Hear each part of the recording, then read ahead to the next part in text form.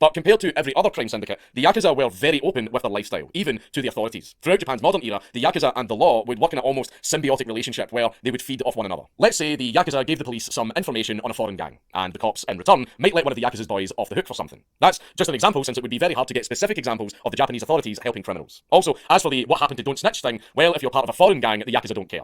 If you're foreign, the code doesn't apply to you. Along with this, the Yakuza like to keep a good status within society, often helping out at charity events, clearing the streets. I mean, even when the earthquakes and tsunamis were hitting Japan, the first people on the scene were the Yakuza handing out supplies to people, generally keeping to the idea of the chivalrous samurai. I mean, they don't even refer to themselves as the Yakuza, but rather as Ninkyo Dantai, or chivalrous organizations, seeing themselves as protectors of their community when the law can't deal with it. For example, let's say you run a quiet little bar and some hooligans decide to step in and cause some shit. The Yakuza would deal with them. Or how about you're in downtown Tokyo and you notice that there are rampant Nigerian drug dealers all over the place. The Yakuza would get rid of them. Or let's say you're getting some hassle from the Chinese dragons. Don't worry, the Yakuza has got your back. When I give those examples, there is some truth to them, as in the Yakuza was and still is the main barrier keeping foreign gangs out of Japan. This can include the Korean mafia, the triads, the Nigerian mafia, and even Iranian drug dealers. This is why the Japanese government and the Japanese people are very reluctant to completely stamp out the Yakuza, because if they do, then that creates a power vacuum, and whatever fills that vacuum will probably be a lot worse than the Yakuza. Of course, Japan controls crime a lot better compared to some other countries, and the reason for that is probably the Yakuza. But anyway, the Yakuza have been seen as those vigilantes who deal with the bad guys when the police can't. But of course, the Yakuza aren't all cherry blossoms and boba tea. They are still a crime syndicate, and they have committed some pretty atrocious crimes. Maybe not as bad compared to some other crime syndicates, but that's partially why they did so well in Japan, because they managed to maintain that perfect balance between fear and love.